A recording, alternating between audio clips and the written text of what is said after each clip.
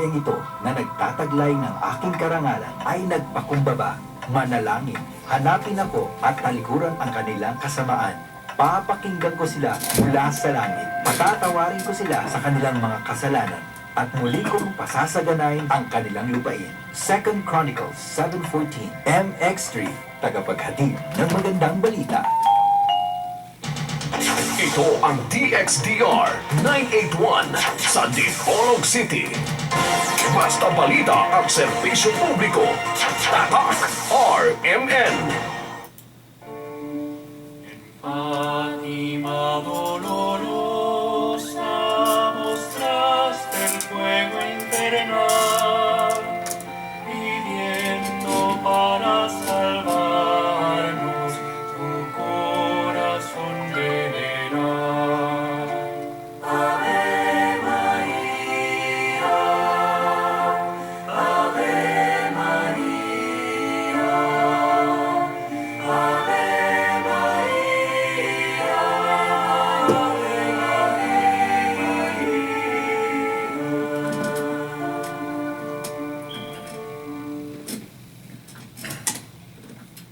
Okay, yan usab ang tulumanon nga giuluhan ang kahayag sa pagtuong Katoliko. Uban gihapon ining ubos ninyong alagad sa mga tulumanon, Silver Dunduyano Senior alias Veritas. Okay, sa gihapon, makauban gihapon nato no ang atong mga kasamang radioman sa technical side, no? Ang mga nagpalupad no sa atong tingog nga madangat kaninyo tanan, no? Si kasamang radioman Danny Luod o gusab si kasamang radioman Tax Ilumba. Sa gawas, maugyapon si kasamang radyoman Rinaldo Cuenca o kusab si kasamang radyoman John Ilumbaring. Pasiunang batimbayan no, sa gihapon sa atong amahan dinhi sa istasyon.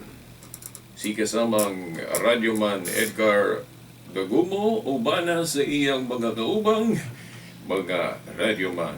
Agatong pizza karon, Pizza 29 sa bulan paghapon no sa Nobyembre tuig 2020. Okay, mayong adlaw sa Ginoo sa gihapon no kanatong tanan bisan taliwala aning pandemya. Taliwala na ining pandemya o mga kalisod, mga katalagman. Okay? Ako moingon gihapon maayong adlaw sa Ginoo. Maayong adlaw gyud sa Ginoo. Bisan taliwala niya ng tanan. Kay pahinumdom ang mga kalisod dili maoy ebidensya. Nga wala tay luna sa atubangan sa Dios o sa iyang balay. Di ba? Dili na siya basihan. Ang mga kalisod, mga pag-antos sa panang mga katalagman mo abot sa atong kinabuhi. Dili na basihan nga wala tay luna sa kasing-kasing o sa balay sa Dios. Atong ipahibalo ninyo di ay tuod nga ang atong Bible study no nga gipasiugdahan sa Catholic Faith Defenders no ubos sa Bible Apostolate no. Gapadayon gihapon no matag Domingo diha sa room 103 no. Room 103 sa SBC, St. Vincent's College. Okay. Pangutanan lang mo, no? Kinig sulod ninyo sa gate, pangutanan mo sa guard, kay tudluan mo kung asa dapit, no? Matag Domingo, Matag Domingo, kapadayon gyapon ang atong Bible study sa Catholic Faith Defenders ubos sa pagpasilong sa ministry sa Bible Apostolate no, sa Diocese of Dipolog nga gipaguluhan sa atong halangdong obispo Monsignor Bishop no Sibero Caermari. Okay, ubos pod sa atong pagpangama sa atong Bible Director o Direktor yun na to, espiritual no sa Catholic Faith Defenders si Father Ramil Curong uban ni Father Ruin Salvo o sa uban pa nga mga kaparian nga kauban nila. Okay, akong pagyukbo usab kanilang tanan. Ug kaninyo mga tinapod nga tigpaminaw kung asa mo sa live streaming o sa kahanginan ba. Okay. Now, mga tinapod nga tigpaminaw, nalimot ko sa oras. Okay. Oras sa atong Bible study diha matag Domingo nga naangyod makauban nato kanunay ang atong kanang national organizer sa kinibang Catholic Faith Defenders sa Western Mindanao. Ang organizer, no, kung wala mo kahibalo, ang atong organizer sa Catholic Faith Defenders Dipolog City Chapter, no, si Attorney Miguel Mike Abbas, no. Okay, naagid siya kanunay diha mo uban nato sa atong Bible study. Ug sa uban pa nga mga kauban nato no, sa maong kausa sa panalipod sa pagtuo. Alas 9 na sa no, alas 9 sa buntag. Alas 9 sa buntag ngadto sa kautuhon no. 12 noon. Okay. Alas 9 ngadto alas 12. No, matag Domingo sa SBC, St. Vincent's College, no, sa room 103. Padayon gihapon na. Okay. So, dirita, no, sa atong inang ialagad ninyo, no, mga tinahod nga tigpaminaw. Ako naman tong gisaad ninyo nga atong i-expound pag-ayo ang kining mahitungod sa adlaw nga igpapahulay kun Sabbath day.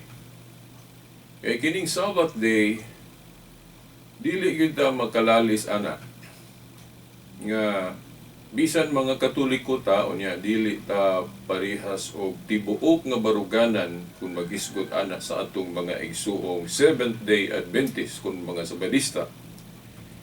Bisag wala ta mausa nila sa pagsabutan ng adlawng igpapahulay. Pero muuyon o tingali kung wa ko masayop, no?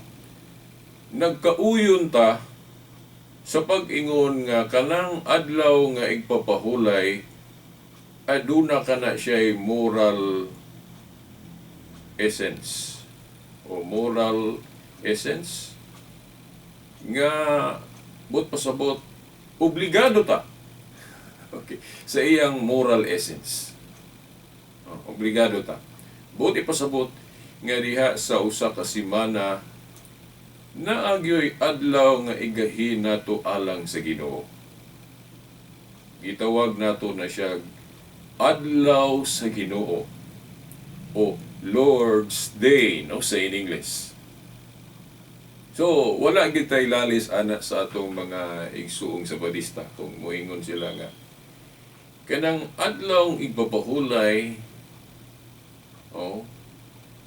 adlaw nga atong igahin para sa Dios, Lord's Day, adlaw sa pagsimba, adlaw sa pagpahulay human sa unom ka nagsunod-sunod nato nga trabaho, unom ka adlaw. Kinahanglan i-espesyal gyud nato alang sa Dios. ako nabitaw ko gipahinumdum sa akong anak. I hope nga dili siya masuko kung nakadungog. Oh, tingali maupod sa inyo, no? Naka-experience mo. Dili lang ni sa akong anak, kundi ako mismo o kamong naminaw. Nga kana bang before dispiras anang day o adlaw sa Ginoo. Kana bang maghago ta, magbilar pag yun, ug daghan kitag buhaton nga ini kaugma Lord's Day na adlaw sa Ginoo niya magsigi tag katulog. Kaya gis kabilar ba? Oh. Espesyal nga adlaw sa Ginoo niya matulog na hinuon ta tibok adlaw ko. Di ba? Dili lang ni pahinumdom sa akong anak kung dili pahinumdom nato ding tanan. Nga kinahanglan unta nga pagkaugma kanang presta nga andam ta ba kanang makakonsentrate ta pag-ayo alang sa adlaw sa Ginoo. Ug unsa may angay buhaton alang ni anang adlaw sa Ginoo. Okay. So mao na no? Kung kana tinuod gyud ang nahigugma sa Ginoo. Nga kanang atong adlaw nga igahin usa lang no sa usa ka semana. Nagi usa nga espesyal nga atong igahin nga alang kaniya. Mahimong tawgon nato na siya og 7th day after 6 days works. Ikapito ka adlaw human sa unong kaadlaw nga nagsunod-sunod nato nga trabaho. Dili gyud siya necessary gyud ba nga 7th day of the week. Pero naaman gyud na matungnan unsa nga adlaw no sa daang kasabutan natunong gyud nag 7th day of the week kanang gitawag nato adlaw nga Sabado. Bantay mo nang moingon tag adlaw nga Sabado ha o adlaw sa Sabado. Dili biya na parehas. Bantay mo na mga igsuna nga naminaw kung moingon tag adlaw nga Sabado specific na but pasabot ana 7th day of the week. Okay nang unsa man ang 7th day of the week di ba Saturday. Oh. Mao na ibot pasabot ana adlaw nga Sabado. But pasabot ana 7th day of the week Saturday. Pero naapoy Sabado nga dili gali nato na i-capital letter ng pirmirong letra Sabado. Ang buot ipasabot lang pahulay o rest. So, ako nang i-take note yun ha, kay sahay nig magdebate na. Okay, gamiton mo ko ng argumento sa atong mga igsoong Adventist. Kanang Hebrehanon 4:9 nga. Nagbilin gihapon ang Dios og adlaw nga igpapahulay o Sabado. Oh, pahulay. Naaghapoy Sabado. O naaghapoy adlaw sa pagsimba. O naaghapoy adlaw nga igpapahulay. Wa gyud tay lalis ana.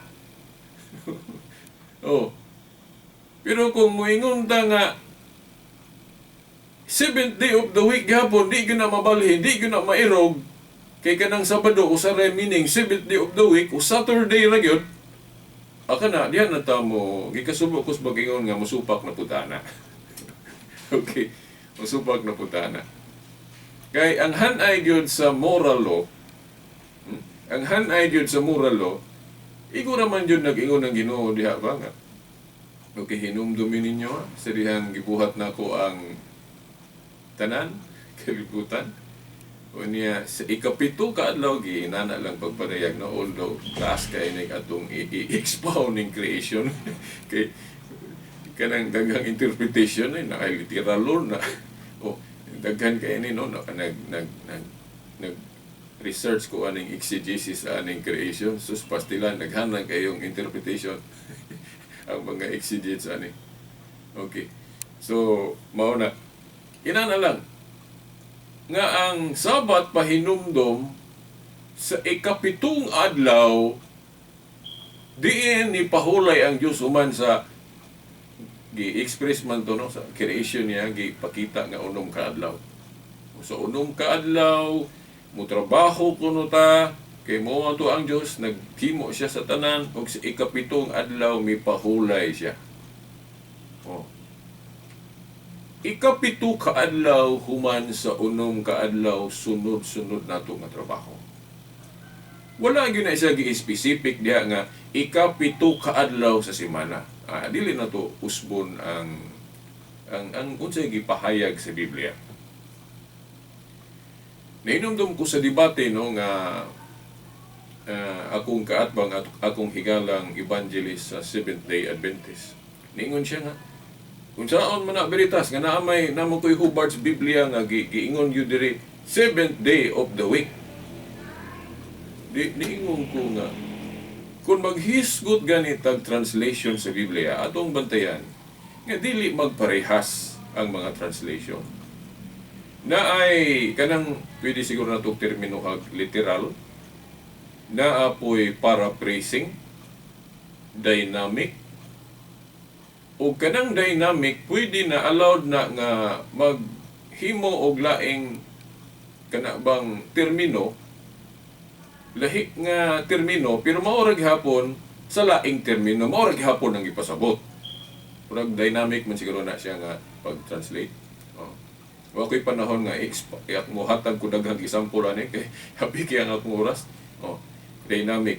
Dynaapoy kanang gitawag literal by term na nga kanang bisag sa likwaot nimo basahon kay lahi man gud ang atong sistema ron sa in English o Bisaya kung adto gyud ka sa Hebrew or Greek. So maglisod tag translate ana di ba? Kung iliteral na to, mahimong sa likwaot na to basahon. Di ba? Sa likwaot na to basahon. So, mao na nga, kanang translation nga, 7th day of the week, dili gyud na siya ingon nga literal. Now, dunay mag-translate og 7th day of the week tingali, pero dili man na siguro, usara man siguro ka version na, urluhan, maghubad og 7th day of the week, anang Exodo 20, 19. Now, siguro ang ga-translate ana tungod kay sa tradisyon sa mga Hudiyo kanang ikapito kaadlaw human sa unong kaadlaw sunod-sunod nga trabaho natunong gyud ang 7th day of the week kun Saturday, Sabado. Capital letter Sabado ha. 7th day of the week dili Sabado nga pahulay lang ang gipasabot. So mao na nga dunay siguro nag-translate og 7th day of the week tungod kay kanang 7th day after 6 days work sa daang kasabutan o sa mga Hudiyo nga tradisyon natunong maging nag 7th day of the week. Mao na nga wa gyud tay lalis nga ang Old Covenant Sabbath natunong gyud nag 7th day of the week on Saturday. Pero mga igsoon, timan anato nga si San Pablo diri sa bag-ong tugon naghisgot nga ang Old Covenant Sabbath siyado landong siyado. Nalipay ko kay nagtan-aw ko sa video ni Father Dion Akaso. Bag-o lang mi nagkailag yun, kagabi lang mi nagka-chat. Nakita mo ko na ko iyang unsa ni kanang Facebook na amo gay ka-share, nakakita ko, salamat atong ka-share. Di nato din gitan-aw tong iyang iyang apologetic works, mga depensa ba sa pagtuong Katoliko. Nalipay ko kay pare dayon, kuan ba gyud chaplain sa military. Murag kung ako masayo army chaplain. No? Indot kayo no? Pare chaplain sa military unya maayo kayo mo pasabot sa pagtuo. Maayo kayo mo depensa. Okay, mga sa usang adlaw pag kung nakadiscover gyud sa iyang mga buhat acts alang sa atong simbahan, no, isip pare chaplain sa army. Yung maayo kayo sa apologetics, maayo kayo sa defending the Catholic faith. Unang video pa lang nakita na ko niya, pastilang bilib kay ko. Ayaw kayo mo pasabot. Unya, nalipay ko kung maghisgutan ning topic sa Sabat kay pagtan-aw na ko sa iyang video, maumaora po mi og kanang argumento yun. Nalipay ko. Nagalit na iwa ko kahibalo, nga kahibalo siya. Salamat kayo, Padre. Okay, then gabi irami nakachat yun. Sa dihang nakita na ko iyang Facebook, Ako siyang gi-add, then i-accept niya. Pasalamat ko niya, pasalamat kayo, Father, nga imong gi-accept akong friend request. Oh, salamat kayo.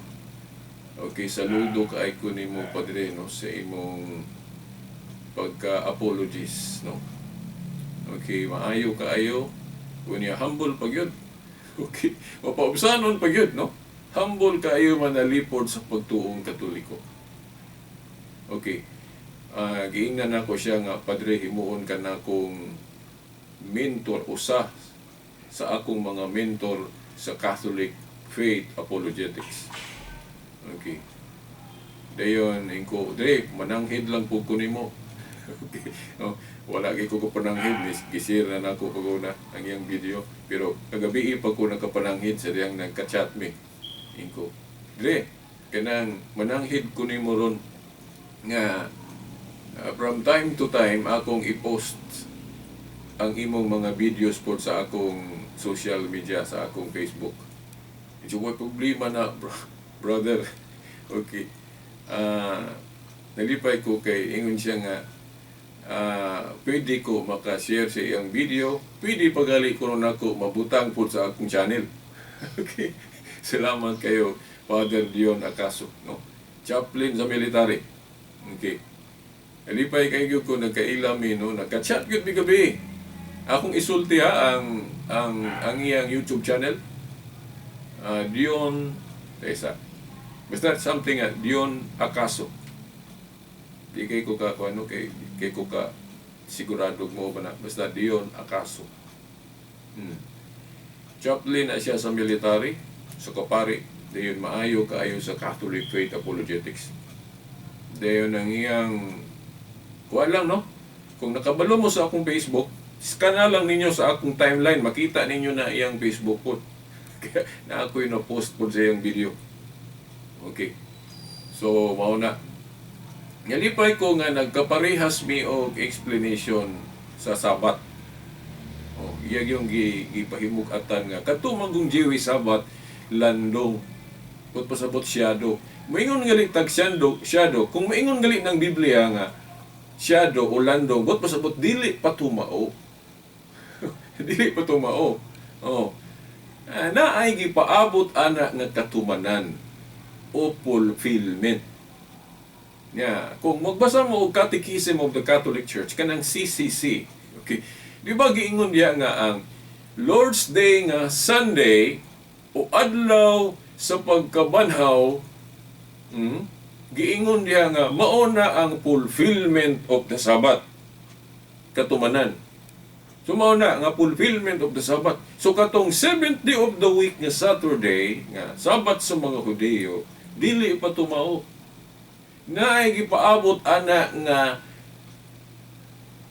katumanan. Ang katumanan mao si Kristo. Ang atong kapahulayan mao ang Sabat. Basaron ko ninyo ng Kolosas. Okay. Kolosas kapitulo 2 tudling 14 ngadto 17. Nga katong mga Jewish ceremonial laws sa daang kasabutan siyado to. Sama ng tulumanon mahitungod sa kalanon kung kosher law. Di ba?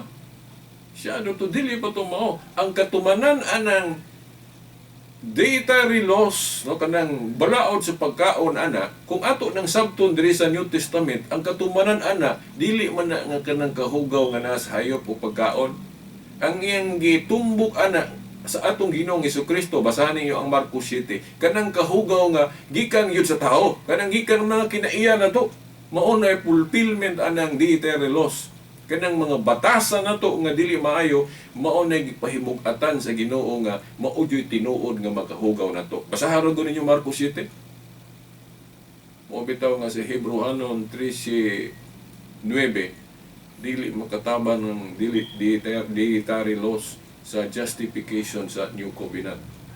Wa ko'y panahon nga mo explain og kayo ana atangilan ninyo sunod na Domingo o diya sa atong social media, no, ang Silbert Adriatico Dondoyano sa Facebook. Silbert Adriatico Dondoyano mo na itong Facebook, no? Kaya tangin niyo diha, pang-iska na. Kay lipay na kay koron, kay dili lang ako ang mga buhat. Ay nyo makita diha. Hasta pod kang Pater Dion. Okay, diyon ang kaso. Makita po ninyo diha sa akong timeline. No? Kaya ako po nang i-post. Okay. Now, usa ka minuto na lang nahibilin. Now, daghan pa kong buot hisgutan na niya. Timan ilang ninyo nga, kanang Hebrehanon 4.9 gahisgot naagihapoy adlaw sa Sabado. Dili, adlaw nga Sabado. Lahi na, ako may klaro nyo, lahi ng adlaw nga Sabado o adlaw sa Sabado. Kanang adlaw sa Sabado, adlaw nga pahulay. Kanang adlaw nga Sabado, Saturday, kung 7th day of the week. Maunay but ipasabot ang Hebrehanon 4.9, naagihapoy adlaw nga ipapahulay, o naagihapoy espesyal nga adlaw diya sa usa ka semana nga alang sa Ginoo. O sana mo lang kami na to. Now, research mo ang Revelation chapter 1 verse 10, kanang Lord's Day. O kunsa nang adlaw, no? Kaya aron makahibalo mo kunsa na, dayon research po mo og mga early fathers nga ilang mga writings para makahibalo mo unsa nang Lord's Day sa New Covenant. So, wa naman ko igong panahon hangtod sa sunod Domingo pohon sa mga oras ug istasyon. Sa ngalan sa Amahan, sa Anak, sa Espiritu Santo. Amen.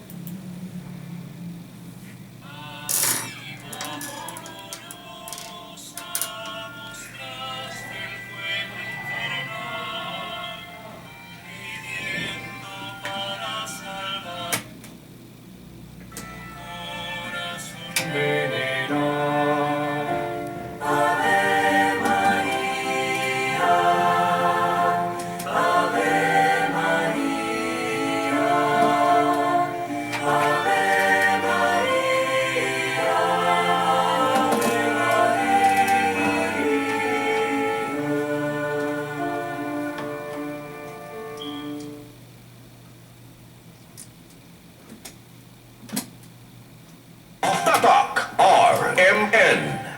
Hindi. Gising. Palit. Buong gabi. On. Repeat. I-Pampers Overnight Pants mo na si baby. Walang palit overnight? Posible. Himbing buong gabi. Himbing walang palit. Pampers Overnight Pants. Sulit based on average overnight load. Bagong Pampers Overnight Pants. Isip manginis ka, nakalawod na ko para sa akong pamilya. Dapat aptik yung mga nabuhi. O ang akong tambal, kanang aptik makayo. Rexidol Forte, aptik banat sa bugang, laman sa ulo, amangon, kilala, Rexidol Forte. Ilang yan. Paracetamol caffeine is the generic name of Rexidol Forte. If symptoms persist, consult your doctor. Kinahanglan mo gawa sa balay, pagsulob og face mask, pagdala og alkohol, ug listahan sa mga angay paliton aron makalikay sa COVID-19. Usa ka pahinumdom gikan sa ACS Manufacturing, maker of smart dishwashing liquid. Para sa sinina kakaploom sa kahumot, suwayi ang Charm Fabric Conditioner. Charm. That on. Bagong umaga bloom. Charm. That on. Gamit kay may bangon sa libong bulaklak. Charm Fabric Conditioner. Dunay Stay Fresh Technology. Sinina kakaploom sa kahumot. Charm. That